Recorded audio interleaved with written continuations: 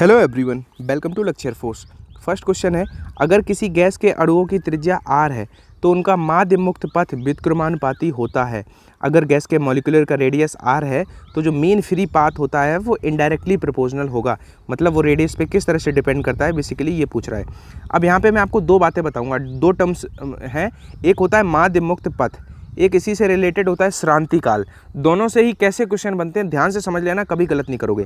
सबसे पहले तो इसका फॉर्मूला, इसको लैम्डा से रिप्रेजेंट करते हैं। इसका फॉर्मूला होता है 1/√2 पाई डायमीटर का स्क्वायर, यानी कि जो मॉलिक्यूलर है उसका डायमीटर का स्क्वायर इंटू n। अब अगर डायमीटर के स्क्वायर के इनडायरेक्टली प्रोपोर्शनल है तो डायमीटर को हम रिप्लेस कर सकते हैं। डायमीटर होता क्या है? रेडियस का आधा, तो यानी कि इसको हम रेडियस के स्क्वायर के भी इनडायरेक्टली प्रोपोर्शनल कह सकते हैं। यानी कि हमारा जो राइट आंसर है त्रिज्या के वर्ग के व्युत्क्रमानुपाती हो गया, यानी कि वर्ग के व्युत्क्रमानुपाती, यानी कि इस क्वेश्चन का आंसर हो गया बी ऑप्शन। अब अगर बात करें माध्य मुक्त पथ जो है वो होता क्या है, क्योंकि श्रांति काल भी हमें समझना है। मान लो गैस है, यहाँ पे गैस भरी हुई है, इसमें गैस के जो मॉलिक्यूलर हैं, अणु हैं, तो किन्हीं दो पास वाले अणुओं के बीच की जो एवरेज डिस्टेंस एक मान लेते हैं हम, उसको हम लैम्डा से रिप्रेजेंट करते हैं। वो अणुओं के वो बीच की दूरी को ही हम क्या कहते हैं? माध्य मुक्त पथ, यानी कि मीन फ्री पाथ कहते हैं। ठीक है, अगर दो अणु हैं उनके पास के, तो उनके बीच के एवरेज डिस्टेंस को माध्य मुक्त पथ कहते हैं। और इस डिस्टेंस को ट्रैवल करने में जो टाइम लगता है इन मॉलिक्यूलर को, उसको हम श्रांति काल कहते हैं, उसको टाउ से रिप्रेजेंट करते हैं। अब क्वेश्चन माध्य मुक्त पथ से तो यही बन गया कि रेडियस से रिलेशन पूछ लेगा कि इनडायरेक्टली प्रोपोर्शनल कैसे है, तो उस फॉर्मूले से याद हो गया। बाकी श्रांति काल से क्वेश्चन ऐसे बनता है, इस डिस्टेंस को ट्रैवल करने में जो टाइम लगता है वो होता है श्रांति काल, रिलैक्सेशन टाइम। पूछा जाएगा कि टेम्परेचर अगर हम डिक्रीज कर देंगे तो फिर क्या होगा, श्रांति काल पे क्या फ़र्क पड़ेगा। तो अगर टेम्परेचर घटाएंगे तो श्रांति काल बढ़ जाएगा, और टेम्परेचर बढ़ाएंगे तो जो है श्रांति काल है वो घट जाएगा। अब ऐसे सोचो, अगर ताप बढ़ गया तो ये टाइम जो है वो ट्रैवल करने का टाइम, क्योंकि जो है फास्ट हो जाएगा मूवमेंट मॉलिक्यूलर का, और फास्ट हो जाएगा तो वो क्विकली मूव करेंगे इधर से उधर, तो जो रिलैक्सेशन टाइम है वो क्या हो जाएगा? डिक्रीज हो जाएगा, यानी कि टाइम के इनडायरेक्टली प्रोपोर्शनल है। तो दो बातों से क्वेश्चन अगर आपके अपकमिंग एग्जाम में बन गया श्रांति काल और माध्य मुक्त पथ, तो आप छोड़ोगे नहीं। अब मैं आपको एक बात बताऊं, जो 25 क्वेश्चन आने हैं आपके एयरफोर्स के फिजिक्स में, उसमें से आप ये बात लिख लो कि 5 क्वेश्चन ऐसे होंगे जिनको आप, अगर फॉर्मूले आपको याद होंगे तो आप तुरंत कर लोगे, और फॉर्मूले याद नहीं होंगे तो आप उसमें अगर 2 मिनट भी इन्वेस्ट करोगे तो आपको आउटपुट कुछ नहीं मिलेगा। इसलिए मैं आपको कहता हूं, क्योंकि अभी पता नहीं कब आपके एडमिट कार्ड रिलीज हो जाएं, कब एग्जाम होने लगे, तो एटलीस्ट आप पूरी फिजिक्स के जो फॉर्मूले होते हैं, कुछ फॉर्मूले आप याद जरूर कर लो। अब मैंने क्यों कहा, क्योंकि ये जो क्वेश्चन है, ऐसे ही एक सिमिलर क्वेश्चन पूछा जाता है टर्मिनल वेलोसिटी का, नेवी एयरफोर्स में रिपीट बहुत होता है। टर्मिनल वेलोसिटी ऐसे ही पूछा जाएगा कि रेडियस अगर आर हो, मान लो एक कोई बूंद है और उसका जो टर्मिनल वेलोसिटी वो वी है, वो आर पे किस तरह से निर्भर करता है। तो आपको पता है कि टर्मिनल सीमांत वेग का फॉर्मूला होता है 2/9 R square rho minus sigma into g बटे ईटा। ये सब भूल जाओ, आर स्क्वायर मतलब टर्मिनल वेलोसिटी जो है वो रेडियस के स्क्वायर के डायरेक्टली प्रोपोर्शनल है। इस तरह से फॉर्मूले याद होते हैं तो उनसे बनने वाला न्यूमेरिकल भी आप कर ले जाते हो। मान लो वो कह दे कि उनकी त्रिज्याएं हैं वो 1 और 2 के अनुपात में हैं, 2 गोली हैं, उनकी त्रिज्याओं का अनुपात 1-2 है, तो उनके सीमांत वेगों का अनुपात बताओ। तो आर के स्क्वायर है तो सीमांत वेग हो जाएगा 1/4, क्योंकि वर्ग के अनुक्रमानुपाती था। तो मैं बताना क्या चाह रहा हूँ, बिल्कुल सिमिलर क्वेश्चन है ये। और यहाँ पे एक चीज़ और, लैंग्वेज का ट्विस्ट कर देता है एग्जामिनर।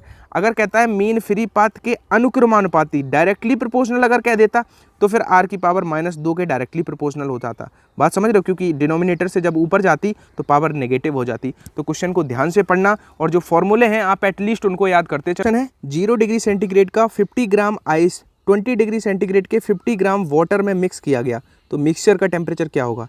इस क्वेश्चन पे स्टार मार्क कर लेना। और 1-2 क्वेश्चन ही होते हैं जो डिसाइड कर देते हैं आपका सिलेक्शन। तो पहली बात तो ये कि इस सीरीज़ को बिल्कुल भी हल्के में मत लेना, जो क्वेश्चन मैं इस सीरीज़ में करा रहा हूँ एज इट इज़ आपको देखने को मिलेंगे। और दूसरी बात, स्पेशली इस क्वेश्चन पे स्टार मार्क कर लो। AA का ऑफिशियल मॉक टेस्ट है, उसमें भी इस तरह का एक पैटर्न का क्वेश्चन दिया हुआ है। अब देखो, इसको बहुत जल्दी आपको अगर करना है तो आपको ऐसा क्वेश्चन दिखा, पहले तो आपको देख के ही पता चल रहा है इसका 0 होगा। जो बच्चे हमसे बहुत दिन से जुड़े हुए हैं, जब हमने प्रैक्टिस कराई थी इस तरह की क्वेश्चन की, तो आपको पता है कि ये पूरा मेल्ट नहीं हो पा रहा है, ये डेटा देख के आप कह पा रहे हो। अब ये तब आप देख पाओगे जब आपका न्यूमेरिकल जो एबिलिटी है वो थोड़ा अच्छा हो। हम बहुत फास्ट अगर देखें तो हीट जो आइस है वो कितनी है? 50 ग्राम। तो उसको कितनी हीट रिक्वायर्ड होगी उसको मेल्ट होने में, तो हम ml से फास्ट कर सकते थे। तो हम m उसका मास हमने रखा 50 ग्राम। लेटेंट हीट कैलोरी प्रति ग्राम वाली रखेंगे, क्योंकि ये ग्राम में है, तो कितना 80 रख देते हैं अगर अप्रोक्स, तो हमारा कितना आ गया? 4000 आ गया। इसको हमने मेंटली करेंगे ये सब हम। इतना जो है हीट चाहिए होगी आइस को मेल्ट होने में। अब बहुत जल्दी से हम निकाल लेते हैं वाटर को, हमारा 20 से 0 में कितना लगेगा, एम एस डेल्टा टी से निकाल लेंगे। मास उसका कितना है 50 ग्राम, एस स्पेसिफिक हीट वाटर का 1 कैलोरी प्रति ग्राम, डेल्टा टी अब उसको 20 से 0 पे ले जाना है तो टेम्परेचर डिफरेंस 0 हुआ। तो हम अगर इसको जल्दी से कैलकुलेट करेंगे तो ये 1000 आया, तो ये इधर 1000 कैलोरी, एक इसको चाहिए कितना 4000, तो क्या ये इक्विलिब्रियम में आ पाएगा, मतलब इधर जो है वाटर जो है वो कितना रिलीज़ करेगा 1000 कैलोरी हीट जो है वो 20 से 0 में रिलीज़ करेगा, और आइस को मेल्ट होने के लिए चाहिए कितना 4000। तो पूरी आइस मेल्ट तो हो नहीं पा रही है क्योंकि ये ग्रेटर देन है, अगर ये बड़ा है यानी कि पूरी आइस मेल्ट नहीं हो पा रही है। तो अगर पूरी आइस मेल्ट नहीं हुई है तो ये ऑब्वियस है कि उसका जो मिक्सर का टेम्परेचर है वो कितना रहेगा 0 रहेगा। आगे बढ़ने से पहले आपको अनअकैडमी के कुछ बैचेस के बारे में बता दूं। अगर आप एनडीए 2 के लिए प्रिपरेशन करना चाहते हो तो कंप्लीट बैच है जो 2021 के लिए स्टार्ट हुआ है, जो 21 अप्रैल से, ठीक है, इसका डेट जो है वो 21 अप्रैल से, जो बहुत एक रिसेंट बैच है जिसमें आप इनरोल कर सकते हो। एंड अनदर जो आप अगर कंप्लीट प्रिपरेशन करना चाहते हो ग्रुप एक्स वाई के लिए, तो उसमें चैप्टर वाइज पूरा पढ़ाएंगे ये लोग, ठीक है। जो आपको ये दिख रहे हैं ये जीएस और क्या कहते हैं रीजनिंग, पूरा हर चीज़, फिजिक्स मैथ सब कुछ कवर कराया जाएगा, जो आपका 15 अप्रैल से स्टार्ट हो गया है बैच। अभी ये भी लेटेस्ट है तो आप इसमें एनरोल कर सकते हो। इसमें एनरोल करने के लिए आप डिस्क्रिप्शन बॉक्स में लिंक दिया हुआ है बैच का, उस पर क्लिक करो। ये वहाँ पे प्राइजेस हैं, जब हमारा रेफरल कोड लक्ष्य 12 आप अप्लाई कर दोगे तो आपको 10% का इंस्टेंट डिस्काउंट मिल जाएगा। तो अगर चैप्टर वाइज आप पूरी बेसिक से प्रिपरेशन करना चाहते हो तो अनअकैडमी आपके लिए ये बैच लाया है, तो आप डिस्क्रिप्शन बॉक्स से जाके वहाँ पे चेक जरूर कर लेना। कुछ बच्चे इस सीरीज़ की लेवल को लेके थोड़े परेशान हैं, तो उनको मैं 1 मिनट उनसे बात कर लूँ कि जो आपका, मैं आपको वो क्वेश्चन नहीं करा रहा हूँ जो आपको ऑलरेडी आते हैं। मेरी कोशिश है कि इन दिनों में, बचे हुए दिनों में, वो क्वेश्चन आपको करा दूं जो अभी तक आपको नहीं आते थे, और ऐसे क्वेश्चन आएंगे एग्जाम में। तो क्या होता है, जब कुछ हम नया सीखते हैं तो हमें अपने कंफर्ट जोन से बाहर आना पड़ता है, तो एफर्ट लगाने पड़ते हैं, तो फिर बच्चा परेशान हो जाता है कि सर क्या ये लेवल रहेगा। मैं आपको फिर बता दूं कि 25 क्वेश्चन में से 15 और 10 का रहता है सिस्टम। 15 क्वेश्चन जो हर बच्चा, आपका फ्रेंड सर्कल भी कर ले रहा है, आप भी कर ले रहे हो। इन 10 की फाइट है। इन 10 में क्या होता है, बच्चे नेगेटिव कर देते हैं, फिर वो 15 भी आते हुए भी क्वेश्चन मार्किंग सभी फिजिक्स में फेल हो जाते हैं। तो हमें लड़ाई जो है वो इन 10 क्वेश्चनों की हम लड़ रहे हैं, और वो क्वेश्चन जो लेटेस्ट पैटर्न चल रहा है, जो हमें लग रहा है कि एक्सपेक्टेड है, इन 10 की फाइट में आपको आगे ले जाना है। तो जिन बच्चों को भी प्रॉब्लम लेवल की हो रही है, तो मैं फिर बता दूं कि मेरे मॉक टेस्ट लगाओ। अगर आपको पूरा लेवल देखना है तो 25 क्वेश्चन के जो मॉक टेस्ट हमने इनिशियली चैनल पर कराए थे, उनसे आप देखो, लेवल वो रहेगा। बाकी इन वीडियोज़ में, इस सीरीज़ में मैं हर रोज़ आपको 4-5 ऐसी बातें सिखा रहा हूँ जो आपको आनी चाहिए, क्योंकि प्रीवियस ईयर में ये बातें पूछी गई हैं, और यही थोड़ी आपको सीखनी पड़ेंगी। कंफर्ट जोन से बाहर आओ और ध्यान लगाओ और पढ़ने में मन लगाओ, ठीक है। परेशान मत रहो, अगर आपका हाथ थामा है तो बेलगांव पहुंचा के ही छोड़ूंगा। 1 किलोग्राम मोनोटॉमिक नहीं, कैसी डाई एटॉमिक है, द्विपरमाणु गैस है, 8000 8 × 10⁴ न्यूटन प्रति मीटर स्क्वायर प्रेशर पे है, प्रेशर गिवन है, ठीक है, और मोनोटॉमिक गैस है, ये पता है, ठीक है। गैस का डेंसिटी 4 किलोग्राम प्रति मीटर क्यूब है। अगर डेंसिटी पता है, मास पता है, तो हम यहाँ से वॉल्यूम निकाल सकते हैं। इतना आपका ऐसा सोचने का तरीका, थॉट प्रोसेस ऐसी हो, पी पता है, वी पता है, पी वी पता चल गया, ठीक है। तो हमसे पूछा क्या गया है ऊर्जा, यानी कि सारे ऑप्शंस जूल में। तो क्या कोई ऐसा फॉर्मूला है जो सिंप्लीफाई मिनिमाइज करके मैं आपको बताऊं, अगर ऐसा एक न्यूमेरिकल आ गया जिसमें पी पता है, वॉल्यूम हम निकाल सकते हैं, तो जो वर्क डन या ऊर्जा की बात करें तो वो हो जाएगा पी वी बटे आपका जो है गामा-1, और गामा आप डायटोमिक के लिए आपको पता है 7/5 होता है, मोनोटोमिक के लिए आप गामा निकालने के लिए आपको पता है क्या है 1 + 2 डिग्री ऑफ फ्रीडम, इससे आप निकाल सकते हो। तो फ्रीडम और डिग्री ऑफ फ्रीडम 5 हो जाएगी द्विपरमाणु के लिए, तो 5 और 2 7/5 हो जाएगा गामा। ऐसे निकालना ना पड़े, आपको याद भी हो 7/5 होता है गामा, तो इस फॉर्मूले से जल्दी से कर सकते हो। एक फिक्स पैटर्न का क्वेश्चन है इस तरह का अगर आ गया तो पी वी बटे गामा-1। अब इसको हम जल्दी से करते हैं, पी वी बटे गामा-1, गामा कितना है 7/5 -1 करेंगे तो 7/5 -1 करेंगे तो ये कितना आएगा 2/5। अब 2/5 अगर हर में है और अंश में ले जाएंगे तो 5/2 हो जाएगा, यानी कि 5/2 पीवी हो गया। यानी कि ये सिर्फ इतना सा क्वेश्चन है, 5/2 पीवी। अब 5/2 प्रेशर कितना है, प्रेशर हमारा है 8000, ठीक है, हमने 8000 8 की पावर 8 80,000, ठीक है, 80,000 न्यूटन प्रति मीटर स्क्वायर। अब वी वॉल्यूम निकालने के लिए, अब ये बताओ घनत्व बराबर होता है द्रव्यमान बटे आयतन, तो अगर वॉल्यूम की बात करें तो क्या हो जाएगा मास बटे डेंसिटी। मास कितना है 1 किलोग्राम, कह रहा है ना 1 किलोग्राम, और डेंसिटी कितना है 4 किलोग्राम प्रति मीटर क्यूब, तो रख दिया 4। अब देखो 2 से ये कितनी बार कटा 4 बार, 4 से ये 4 कट गया, तो 5 और ये 4 जीरो, यानी कि 50,000 जूल आ गया, तो 50,000 जूल। अब क्या है कि अब मैंने वो बात अभी इसी से पहले बताई थी आपको कि आप डरने क्यों लग जाते हो कि लेवल को लेके। आपको मैं बता रहा हूँ, मैं आपको उन 10 क्वेश्चन के लिए प्रिपेयर कर रहा हूँ जिनमें असली फाइट है, और जो समझदार है वो मैसेज इस सीरीज का मैसेज समझ पा रहे होंगे। नेक्स्ट क्वेश्चन है, एम मास के एक पिंड को अर्थ के सरफेस से इतनी हाइट पे ले गए, कितना रेडियस बटे अर्थ की रेडियस अगर 5 आर है तो आर बटे पाई इतनी हाइट पे अगर ले गए, तो फिर अगर ग्रेविटेशनल एक्सेलरेशन जी है तो स्थितिज ऊर्जा में वृद्धि कितना चेंज होगा उसकी पोटेंशियल एनर्जी में। ये भी एक फिक्स्ड पैटर्न का क्वेश्चन है, सीधा फॉर्मूला याद रखना कि जो चेंज इन पोटेंशियल एनर्जी रहेगा वो आप सीधा फाइंड कर सकते हो, mgh बटे 1+h बटे रेडियस ऑफ अर्थ। इससे आप डायरेक्ट, और ये मैं बता रहा हूँ, देखो कभी कभी क्या होता है जब कोई क्रिएटर, मैं हूँ या समवन एल्स, आपके साथ बहुत मेहनत करता है और ये वो जेन्युइन एफर्ट लगा रहा है, बहुत मेहनत कर रहा है, और उसका जो मेहनत है उसका रिस्पांस आप लोग फीडबैक में इस तरह से अगर कोई बच्चा कह दे कि यार ये लेवल नहीं है या ये वो नहीं है, तो उसको बहुत दुख होता है। तो प्लीज़ यार, अगर आपको नहीं पता है कि एयरफोर्स का लेवल क्या है तो आप इस तरह से क्वेश्चन मार्क मत लगाया करो, ठीक है। मैं खुद एग्ज़ाम, बार बार ये बात बोलूँ, मैंने खुद एग्ज़ाम क्रैक किए हैं ये मल्टीपल टाइम्स, और बहुत सारे अपने जूनियर्स को सजेशंस दिए हैं तो वो फ्लाइंग कलर से पास हुए हैं, और फॉर्चुनेटली कोई चिल्का कोई बेलगाम ट्रेनिंग कर रहे हैं। तो आप लोग बिल्कुल भी लेवल को लेके क्वेश्चन मार्क मत लगाया करो। ये मैं बता रहा हूँ, मैं जो 10 क्वेश्चन की लड़ाई है मैं उसमें जिताने की कोशिश कर रहा हूँ आपको। तो ये एक फिक्स पैटर्न का क्वेश्चन है, आपको इतनी हाइट पर ले जाने में स्थितिज ऊर्जा में कितना परिवर्तन होगा, तो इस तरह से आप डायरेक्ट कर सकते हो। mgh बटे 1+h बटे आर, h जो है वो हाइट कितनी है, हाइट जो है वो r बटे 5 है, तो यहाँ पे जब r बटे 5 रखोगे तो r से r तो कट जाएगा, यानी कि 1+1 बटे 5 बचेगा। नीचे क्या बचेगा, 1+1 बटे 5, यानी कि mgh बटे 1+1 बटे 5। इसको सॉल्व करोगे तो 5 एकम 5 और 1 6 बटे 5 हो जाएगा। अब 6 बटे 5 जो है वो हर में है तो अंश में जाएगा, तो 5 बटे 6 mgh हो जाएगा, यानी कि इस क्वेश्चन का आंसर कौन सा हो गया, सी ऑप्शन हो गया। आई नो कि आप इस तरह से, हो सकता है कुछ बच्चे परेशान हो, वो क्वेश्चन नहीं करा रहे हो, जैसे सिंपली अर्थ के सरफेस से ऊपर जा रहा है तो जी का मान ऑप्शन होंगे घटता है कि बढ़ता है, अपरिवर्तित रहता है, नीचे जाने पे जी का मान घटता है, पलायन वेग किस पर निर्भर करता है, नहीं करता है। ऐसे फैक्चुअल में बता तो रहा हूँ 15 क्वेश्चन, उसके लिए बहुत मेहनत ऑलरेडी कर दी है, ठीक है। प्लेलिस्ट है, प्लेलिस्ट के लिंक दे रहा हूँ, तो वो आप 15 क्वेश्चन के लिए प्लेलिस्ट विजिट करते रहो। मैं आपको जो इन दिनों करा रहा हूँ इसका एक अपना अलग ही वैल्यू है, और ये वैल्यू आपको तब पता चलेगा जब आप एग्जाम हॉल से बहुत खुश होकर बाहर निकलोगे। एक तार का जो प्रतिरोध यानी कि रेजिस्टेंस है वो करंट और वोल्टेज से फाइंड किया जाता है।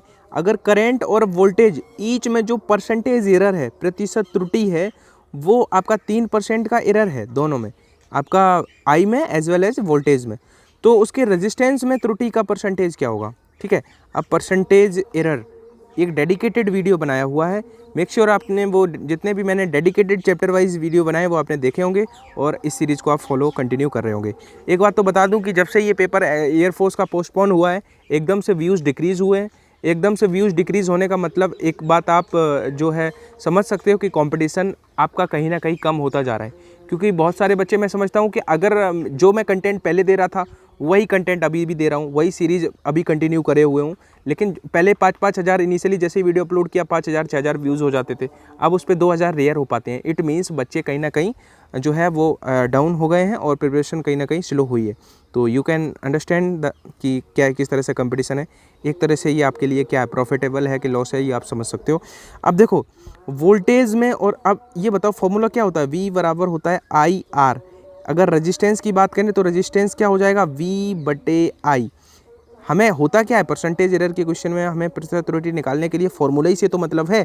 जैसे एक बहुत फेमस क्वेश्चन अभी बता रहा हूँ, अब जैसे V बटे I, अब इसमें क्या है कि पूरा हमें लिखना नहीं है सजा के कि डेल्टा V बटे V इंटू 100 ये इसका परसेंटेज लिखें, फिर प्लस लगाएं, अपॉन में है तो ये नहीं है कि डिवाइड हो गया। बहुत सारे बच्चे तो सोचेंगे कि 3/3 कर देते हैं 1% हो जाएगा, नहीं, गलत। डिवाइड में है तो फिर उसका में भी प्लस ही लगेगा, यानी कि डेल्टा I बटे I इंटू 100, यानी कि दोनों का जुड़ जाएगा, यानी कि 3 उसका 3% उसका 3%, तो कितना हो जाएगा 6% उसके रेजिस्टेंस में परसेंटेज जो है वो त्रुटि हो जाएगी। ऐसे एक क्वेश्चन बहुत अच्छा और है जो है आपसे कहेगा कि एक गोला है उसकी त्रिज्या में 1% की त्रुटि है तो उसके वॉल्यूम में त्रुटि बताओ। तो वॉल्यूम का फॉर्मूला आप तुरंत लगाओगे 4/3 पाई r³। तो ये जो कांस्टेंट चीज़ है उसको भूल जाओ, r³ पावर आगे आ जाती है मतलब 3 हो जाएगी, और r का परसेंटेज है डेल्टा R बटे R इंटू 100 करेंगे तो r में मान लो 1% का चेंज होता तो वॉल्यूम में हमारा जो है वो 3% का चेंज आ जाता, ठीक है। इसी तरह से अगर कह दे कि जो है आपका कह दे कि 1% का उसकी रेडियस में है, उसके एरिया में बताओ, तो एरिया का फॉर्मूला होता है 4 पाई r²। तो 4 पाई भूल जाओ, एरिया के लिए 2 आगे आ जाएगा तो 2 आगे आ गया, और r में 1% का है तो 2% उसके जो है क्षेत्रफल में हो जाएगा। तो प्रतिशत त्रुटि के सवाल करने के लिए आपको याद रखना है फॉर्मूले, और फॉर्मूले में भी कुछ ऐसी चीज़ें, जैसे ये आपने फॉर्मूला रेजिस्टेंस का देखा, वोल्टेज बटे करंट था, तो 3 इसका बटे 3 इसका करके बहुत सारे बच्चे एक में जा सकते हैं। तो याद रखना है ये चीज़, मैं इसलिए एम्फेसाइज कर रहा हूँ यहाँ पे, ठीक है। तो या जो डिवाइड में है तो वो प्लस ही लगेगा, यानी कि जो है 6% इसका राइट आंसर आ जाता है। वो 30 मीटर नॉर्थ की तरफ जाता है, फिर अगेन 20 मीटर ईस्ट की तरफ, फिर 30 जो है वो दक्षिण पश्चिम यानी कि साउथ वेस्ट की तरफ चलता है। तो इनिशियल से उसका डिस्प्लेसमेंट कितना होगा, विस्थापन, ठीक है। इसको खुद से ट्राई करो और जो है देखते हैं कितने बच्चे इसको खुद से कर पाते हैं, और कमेंट सेक्शन में बताना भी। तो फिगर बना लेते हैं। उतना इजी भी नहीं है जितना अगर आपको देखने में लग रहा होगा। इधर होता है ईस्ट, इधर होता है वेस्ट, इधर होता है नॉर्थ और इधर होता है साउथ, ठीक है। अब अगर बात करें तो सबसे पहले वो 30 मीटर उत्तर की तरफ यानी कि ऊपर तरफ यहाँ कहीं पहुँचा होगा। 30 मीटर यहाँ पे इस पॉइंट पे वो पहुँच गया, 30 मीटर उसने डिस्टेंस ट्रेवल करी। उसके बाद वो 20 मीटर ईस्ट चला, यानी कि इधर पहुँचने के बाद ईस्ट की तरफ चल गया, कितना 20 मीटर चल गया, ठीक है, 20 मीटर मुड़ गया। अब यहाँ पे पहुँचने के बाद अब थोड़ा हो सकता है प्रॉब्लम हो, मैं आपको बताऊँ कि जो 30√2 डिस्टेंस है इसको चलाने में थोड़ा बच्चे दिक्कत कर सकते हैं। और पॉज करो, और मेनली यहीं पे दिक्कत हुई होगी एक मेजॉरिटी को, तो ये ध्यान से समझो। दक्षिण पश्चिम, दक्षिण का मतलब ये, पश्चिम का मतलब ये, तो पूरा दक्षिण पश्चिम का मतलब ये, दक्षिण पश्चिम का मतलब ये होता है। अगर कोई कहे इधर पूरब है और इधर उत्तर है, तो कोई उत्तर पूर्व की बात करता है तो वो ये होती है। अगर इधर उत्तर है, इधर पूरब है और इधर दक्षिण है, तो उत्तर दक्षिण की बात करता है तो ये होती है। अब इसने बात करी है दक्षिण पश्चिम, यानी कि ये डिस्टेंस चलानी है, यानी कि ऐसा चलाना है। अब ऐसा में भी कहाँ, क्या यहाँ पे मिला दें या कितना आगे, तो उसके लिए हिंट्स है। 30√2 का मतलब है इधर भी 30 और इधर भी 30। 30√2 का मतलब तभी तो रिजल्टेंट 30√2 हो पाएगी। 30√2 मतलब इधर भी 30 चला वो वेस्ट की तरफ और साउथ की तरफ भी 30 चला, तभी तो रिजल्टेंट इधर की तरफ 30√2 चला। तो यानी कि इधर भी हमारा कितना चला, इधर हमारा 20 चल चुका, इधर मतलब 10 और चला होगा, और नीचे की तरफ भी 30, यानी कि 30 ही मतलब यहीं पॉइंट तक चला होगा। तो वो इधर कहीं पे मिलेगा आके। बात समझो, ये जो बात बताई है ये हर बच्चा समझने में दिक्कत करेगा। 2 बार 3 बार 4 बार में समझो, बाकी ये बात समझनी है कि 30√2 ये डिस्टेंस हम कैसे चलाएं, ये चलाने में दिक्कत होगी। कोई बच्चे ने मूल बिंदु पे मिला दिया होगा, बहुत सारे बच्चों ने, फिर आंसर नहीं आया होगा। तो ये समझना का 30√2 का मतलब है इधर भी 30 चला और इधर भी 30 चला, तभी तो रिजल्टेंट 30√2 चला। यानी कि इधर भी 30 हम चलाएंगे, यहाँ पे खड़ा था तो 20 ये और 10 और चला, और नीचे भी 30 यानी कि 30 तक यहाँ पे पहुँच जाएगा। तो यानी कि यहाँ कहीं मिलेगा आके। अब यहाँ मिल गया, मतलब ये दूरी कितनी है, ये 20 ये 10 ये, तो डिस्प्लेसमेंट यही 10 तो हुआ। विस्थापन का मतलब फाइनल और इनिशियल के बीच की दूरी स्ट्रेट, तो ये 10 मीटर किधर की तरफ, वेस्ट की तरफ, यानी कि 10 मीटर पश्चिम। आशा करता हूँ समझ में आया होगा। और एक बात बता दूँ कि ये क्वेश्चन घूमता हुआ फिर रहा है, जिसको कह सकते हो आवारा। बहुत सारे कॉम्पिटिटिव एग्जाम जिसमें फिजिक्स थोड़ा अच्छा लेवल का पूछा जाता है, उसमें ऐसे क्वेश्चन आ रहे हैं। अब इसमें लड़का बहुत गलतियां भी करता है, तो आई होप अगर आप एग्जाम में क्वेश्चन आएगा तो गलती नहीं करोगे। और अगर समझ में नहीं आएगा तो मुझे ऐसा विश्वास है कि इसको अगर रिपीट करके 1-2 बार फिर से देख लोगे, इतने ही यही क्वेश्चन का एक्सप्लेनेशन, तो आपको 100% समझ में आ जाएगा। क्वेश्चन है, अगर एक बॉल जो है वो 1 मीटर की हाइट से अर्थ पे गिराई गई, अगर कोफिशिएंट ऑफ रिस्टिट्यूशन यानी कि प्रत्यानयन गुणांक जो है वो 0.6 है, ठीक है, लिखा नहीं है, 0.6 है, तो जो गेंद का जो रिबाउंड हाइट होगा वो बताना है। तो देखो इस पैटर्न पे 2 क्वेश्चन बन सकते हैं। एक तो सिंपली बॉल गिराई गई किसी हाइट से, तो वो कितने रिबाउंड के बाद जो है वो रेस्ट में आ जाएगी, ठीक है। आपको पता है बॉल आप गिराओगे, हर बार उसकी हाइट कम होते होते वो रुक जाएगी। तो वो तो आपके लेवल में नहीं है कि कितने रिबाउंड नंबर ऑफ जो वो कितने छलांग हैं, ये नहीं पूछा गया। अगर इस तरह से क्वेश्चन आ जाए तो जो रिबाउंड हाइट h' होगी उसको आप डायरेक्ट E² जो coefficient of restitution into h initial से निकाल सकते हो। अब E² मतलब यहाँ पे 0.6 है जो आपको सवाल में दिया हुआ है, तो 0.6 का स्क्वायर करेंगे तो 0.36 हो जाएगा, इंटू h इनिशियल कितना था, 1 मीटर था, तो जो 0.36 मीटर जो है वो उसका रिबाउंड हाइट हो जाएगा। And let me know in the comment section कि आपको क्या वो कुछ टाइप आता है जिसमें नंबर ऑफ छलांग पूछे जाते हैं।